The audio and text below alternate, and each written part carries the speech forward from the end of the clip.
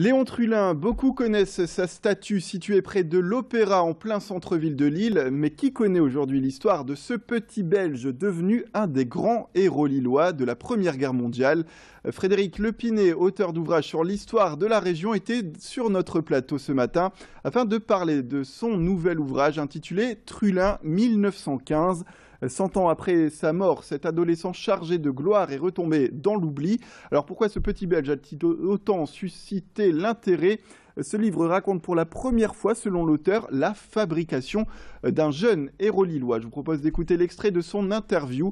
C'était sur le plateau de Grand Lille TV ce matin. Pour ceux qui ont lu par exemple le fameux roman de Pierre Lemaitre, Au revoir là-haut, qui parle de cette profusion de commémorations et de monuments, on s'aperçoit qu'en fait l'histoire de Léon Trulin est en quelque sorte fabriquée.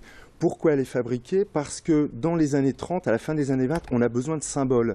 Léon Trulin est un symbole parce qu'il est très jeune, il est belge, c'est un étranger, il vient d'une famille modeste, et il a un parcours héroïque. Le premier monument qui est érigé au bout du boulevard de la Liberté, l'île à ses fusillés, il y a 5 personnages sur ce monument.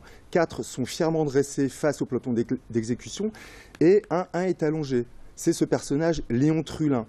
Le problème, c'est que ce monument est anachronique.